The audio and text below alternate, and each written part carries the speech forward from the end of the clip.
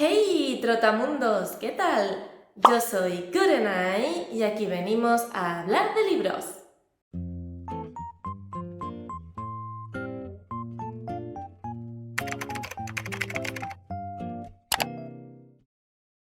Hoy os traigo un tag al que me nominó Sarri de la Libroteca de Sarri y que es original de Foxy Lulu Lee. Como siempre que hago un tag os dejaré en la cajita de descripción el vídeo que hicieron ambas y es el tag astronómico, que tal y como su propio nombre indica, está compuesto por 6 preguntas relacionadas con la astronomía, un tema que a mí personalmente me apasiona. Así que sin más dilación vamos con las preguntas.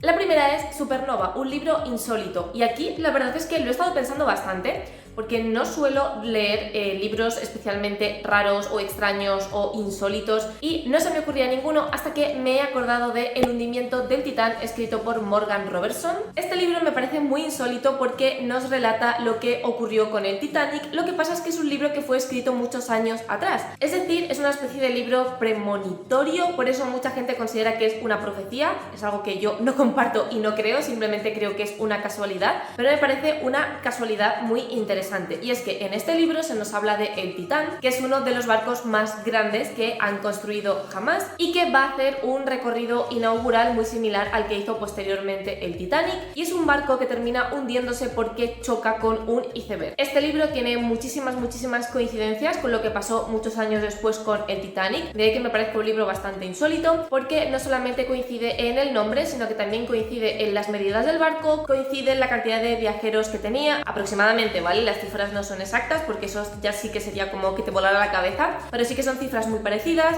También el viaje que hace es muy similar, así como que todo transcurre el día de la inauguración y que por supuesto termina chocando con un iceberg. Es decir, es un libro que tiene muchísimas coincidencias con lo que ocurrió posteriormente con el Titanic, por eso me parece un libro cuanto menos curioso. Y si queréis saber un poco más sobre esta novela con más detalle, os recuerdo que hice un vídeo específico en el canal que os dejaré por aquí por ahí, donde os hablo más en profundidad tanto del autor como de la novela y os cuento exactamente qué similitudes y qué diferencias hay entre la novela y el accidente posterior del Titanic. La siguiente pregunta es Curiosity, un libro curioso, y aquí he elegido una de mis últimas lecturas, aunque bueno, no sé si denominarlo lectura porque son como dibujos con frases debajo, no sé muy bien cómo se denomina eso, libro ilustrado, pero bueno, una de mis últimas lecturas ha sido, voy a leer el título porque es muy largo, Inspector de cajas y otros trabajos importantes de los gatos. No está en español, ¿vale? Yo lo leí en inglés, pero vamos, que es una chorrada de libro, o sea que no tiene muchísima complicación, y es lo que básicamente nos cuenta el título. Son como pequeñas viñetas en las que vemos qué trabajos hacen los gatos. Es decir, los que tenéis gatos sabréis que siempre está como esta broma, ¿no? De que los gatos lo único que tienen que hacer es dormir y comer porque sus dueños se encargan absolutamente de todo y no hacen otra cosa más que dormir 24 horas y cuando están despiertos pues comen y poco más, ¿no? Pues este libro o esta serie de viñetas lo que reivindica es que en realidad los gatos hacen muchas cosas, como por ejemplo inspeccionar las cajas que llegan a casa o inspeccionar tu comida para asegurarse de que lo que te estás comiendo está muy rico y no está envenenado. También pueden ser tu alarma por las mañanas cuando no te suena el despertador, pero ellos tienen hambre y se suben a tu cama y te despiertan. También pueden ser detectores de lo paranormal cuando se quedan mirando fijamente un punto en el que aparentemente no hay nada. En fin, que es un libro un poco una broma, que en realidad es una chorrada de libro y solamente te hace gracia si, como yo, pues tienes gatos y te gusta ver vídeos de gatos y disfrutas mucho en compañía de tus gatos. Pero bueno, es un libro que está bastante curioso, es un libro que está gracioso, pero eso, que solamente te hace gracia y solamente lo disfrutas si o te gustan los gatos o eres dueño de gatos.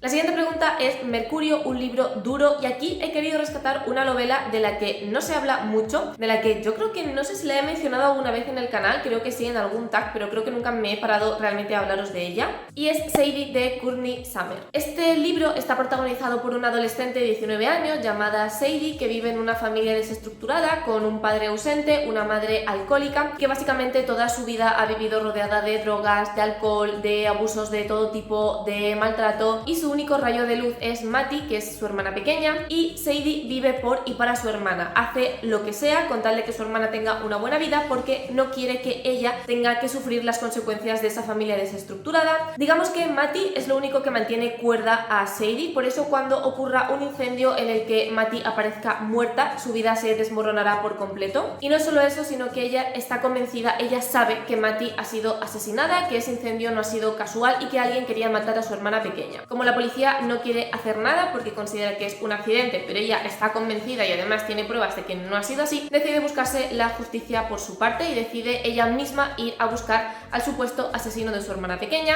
porque además ella cree saber quién lo ha hecho. Esta novela está contada a dos voces. Por un lado tenemos a Sadie, que inicia una especie de road trip, que es como se llama este subgénero, en el que con un coche de segunda mano se dedica a recorrer diferentes lugares de Estados Unidos reuniendo pistas para intentar encontrar a la persona que ella cree que es culpable. Y por otro lado está contado desde el punto de vista de un podcast, porque la mejor amiga de la madre de Sadie y de Matty se ha convertido en una especie de segunda madre para ellas y es quien realmente en los últimos años ha estado cuidando a las niñas. Entonces ella está muy preocupada porque sabe que Sadie ha ido en busca de venganza y que puede ser algo muy peligroso, entonces ha acudido a la policía a contarle sus sospechas para que busquen a Sadie, pero la policía dice que no puede hacer nada porque ella tiene 19 años, así que decide acudir a este podcast para que ellos difundan la historia de estas dos muchachas e intenten ayudarla a encontrar a Sadie. Ambas historias se van contando al mismo tiempo, tenemos como un capítulo de podcast, un capítulo de Sadie, y entre ambas visiones vamos como completando el rompecabezas para saber exactamente qué es lo que había en la vida de Sadie y de Matty, porque la protagonista no nos ha contado todo, para ir descubriendo cosas que nos faltaban, piezas que van encajando, y en general es una novela que es muy dura, porque como ya digo, habla de alcoholismo, habla de drogadicción, habla de abusos tanto físicos como psicológicos, abusos de todo tipo. Es un libro que no es apto para estómagos sensibles, pero yo aún así os lo recomiendo muchísimo porque me parece maravilloso la forma en la que está escrito, la forma en la que la autora te cuenta las cosas y además no lo hace con eufemismos, sino que lo hace de manera muy explícita y te dice esto es lo que hay, esto es lo que ellas han sufrido, esto es lo que sufren muchísimas mujeres, muchísimas niñas y muchísima gente a nuestro alrededor, cosas de las que deberían hablarse más. Aparte de toda esa parte más dura, sí que es verdad que es una novela que engancha muchísimo porque estás constantemente atando cabos, tanto por lo que te cuenta en el podcast como por lo poco que te va contando Sadie. Al mismo tiempo vas como encajando las piezas, intentando ver quién fue el culpable, intentando averiguar qué crees que fue lo que pasó. Y además, que se me ha olvidado comentarlo, Sadie, nuestra protagonista, es tartamuda, cosa que también es muy importante para la novela porque vamos viendo cómo se frustra al ser incapaz de comunicarse correctamente, cómo la gente no la toma en serio solo por ser tartamuda, por lo que tiene, además de todo el problema que ya tiene de por sí, tiene como ese hándicap añadido. Así que nada, os recomiendo muchísimo esta novela y si de verdad que os gusta este tipo de género, aunque sea un poco duro, yo os recomiendo muchísimo que le deis una oportunidad. Cuarta, Agujero Negro, un libro que desafía los límites de la imaginación. Aquí también me ha costado un poco elegir porque no sabía muy bien qué libro podía ser apropiado en esta categoría, pero creo que El libro de la noche de Erin Morgenstern encaja bastante en esta premisa, y es que tenemos un circo que es bastante peculiar porque aparece y desaparece de la nada, es decir, nunca sabes dónde ni cuándo va a aparecer el circo de la noche, simplemente de repente aparece ahí. Es un circo que está rodeado por un halo mágico muy importante y eso hace que sea un circo muy atractivo, un circo al que todo el mundo quiera ir y al que todo el mundo está esperando que por fin se asiente en su ciudad. Y además, otra característica que tiene es que solamente abre por las noches, es decir, es un circo que durante el día permanece cerrado y sus actividades se realizan solamente durante la noche. Lo que la gente que acude a este circo no sabe es que dentro de él se está desarrollando una especie de batalla milenaria entre dos magos que hacen una especie de, ¿cómo decirlo? Sí, eso, una batalla de magia para ver quién es el mejor mago de todos, y si no recuerdo mal, esta batalla es algo que se va repitiendo a lo largo de los siglos, evidentemente con magos diferentes, pero es como una tradición que ocurre siempre en el circo de la noche. Este libro desafía los límites de la imaginación porque no es una batalla de magia al uso, como nos podemos imaginar, como seguramente habéis visualizado en vuestra cabeza cuando he dicho batalla de magia, sino que es una mezcla entre batalla de magia y batalla psicológica. No sé, es una cosa muy rara, es muy difícil de explicar, ¿vale? Es muy complicado contar de qué va el libro y es muy difícil explicaros exactamente qué es lo que ocurre en la trama. Es uno de esos libros que para entender de qué va te lo tienes que leer, y aún así cuando lo estás leyendo como que no termina de quedarte muy claro lo que está pasando, ni cómo está pasando, ni por qué está pasando. Esto es algo que me pasa mucho con esta autora. Me he leído de ella solamente 2 libros, El circo de la noche y Un mar sin estrellas, que ese libro también os lo recomendé hace poco, os dejaré por aquí el vídeo. Y los libros que hace esta autora son muy oníricos, son libros que es muy complicado resumir, libros que son muy complicados de explicar y en los que incluso cuando tú mismo te estás leyendo el libro como que no te termina de quedar muy claro qué es lo que intenta contarte la historia. Creo que es una característica fundamental del estilo de Erin Morgenstern y es algo que tiene que gustarte. Quinto, Materia oscura, un libro fascinante. Un libro que a mí me pareció fascinante, bueno, una saga, aunque es verdad que me pareció más fascinante el primero que el resto de los libros, es The Raven Boys, concretamente La profecía del cuervo de Maggie Steve Pater. En este libro tenemos como dos tramas separadas que enseguida fluyen y se juntan en una sola. Por un lado tenemos a Blue, que es una chica que procede de una familia de espiritistas en la que cada una de las mujeres tiene como una habilidad particular relacionada con el espiritismo, con el mundo de los muertos, con la magia, con la brujería. Y en la noche de San Marcos, Blue acude al cementerio con su madre para hacer una de esas cosas místicas que ellas hacen y allí ve la figura o el fantasma de un chico. Resulta que Blue ha recibido una profecía en la cual dice que cuando bese a su amor verdadero, este morirá. Entonces, cuando va al cementerio con su madre, se encuentran el fantasma de un chico de Aglionby, creo que he dicho bien el nombre de la academia, que es una academia súper vieja de la ciudad donde ella vive, y que ese chico todavía no está muerto. Pero el hecho de ver el fantasma ahí significa que va a morir en breve. El chico en cuestión resulta ser Gansey, que es un chaval, efectivamente, de esta academia que está obsesionado con la leyenda del rey Glendower. Es un rey galés que se supone que está enterrado en una línea ley, pero que no está muerto del todo, sino que está como una especie de hibernación a la espera de que alguien le encuentre, y cuando ese alguien le encuentre, el rey Glendower le concederá el deseo que esa persona quiera. Entonces,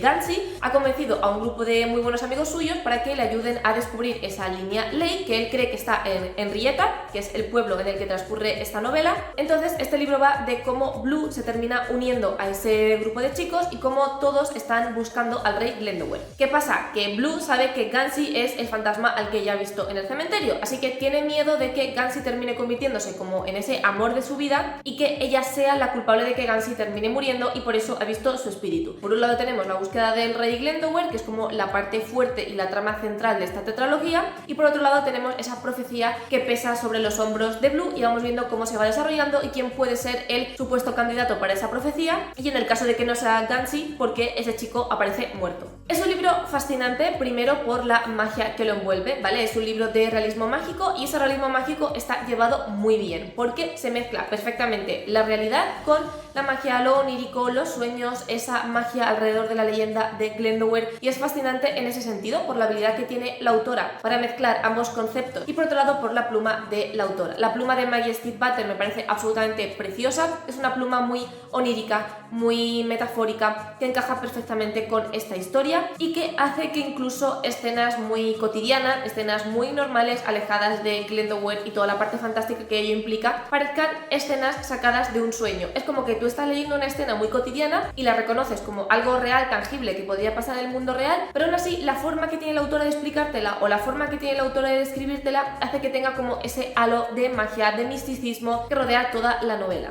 Y la última pregunta es Nebulosa, un libro con muchos relatos o cuentos, y aquí he elegido un libro que me parece perfecto además para la época de octubre, que es, leo título porque también es muy largo, Damas oscuras, cuentos de fantasmas de escritoras victorianas eminentes. Toma ya. En este libro, como su propio nombre indica, tenemos diferentes relatos escritos por autoras de la época victoriana. No recuerdo exactamente qué autoras aparecían, os lo dejaré por aquí escrito en pantalla. Todos son relatos centrados en la figura del fantasma y son relatos muy curiosos porque, a pesar de que todas tienen como la misma, digamos, el mismo punto de partida, cada una de las autoras habla de la figura del fantasma desde una perspectiva completamente diferente. Algunas tiran, por ejemplo, más para el terror, para lo paranormal, y otras tiran más como para relatos más cotidianos, ¿no? Que te compras una casa y la casa viene con el fantasma y bueno, pues el fantasma está ahí y ya está, y tienes que convivir con él porque no le vas a echar. Es decir, que a pesar de que todos tienen como foco central el fantasma, cada una de las autoras lo interpreta un poco como quiere, como más le gusta, y creo que es una buena novela no solamente para esta época que estamos en plena Spooky Season, sino también porque creo que es una forma muy buena de probar los estilos de las autoras, de ver cómo escriben, de cómo describen las cosas, de cómo hacen las tramas, los personajes, etcétera. Porque aunque con un relato es verdad que no te puedes explayar demasiado y no puedes hacer demasiado desarrollo porque no te da para más, creo que si alguna de estas autoras os da curiosidad y queréis saber algo de ellas, pero no os animáis a leer una novela mucho más tocha, pues creo que este puede ser una buenísima opción para, pues eso, adentraros en estas autoras y ver un poco cómo escriben, si puede ir con vuestro estilo, etcétera. Y hasta aquí aquí el book tag astronómico, espero que os haya gustado. No voy a nominar a nadie porque Sarri me nominó hace muchísimo tiempo y no sé quién lo ha hecho y quién no, pero bueno, si os gusta la astronomía estáis más que invitados e invitadas a replicarlo en vuestro canal. Recordad que podéis seguirme en mis redes sociales, Twitter, Instagram y el blog, donde podéis enviando de una manera mucho más detallada todo lo que leo. Si os ha gustado este vídeo y que os gusta el contenido de mi canal, no os olvidéis de suscribiros. Os recuerdo que vídeo todos los sábados a las 6 de la tarde hora española. Muchísimas gracias por estar un día más conmigo y nos vemos en el próximo vídeo.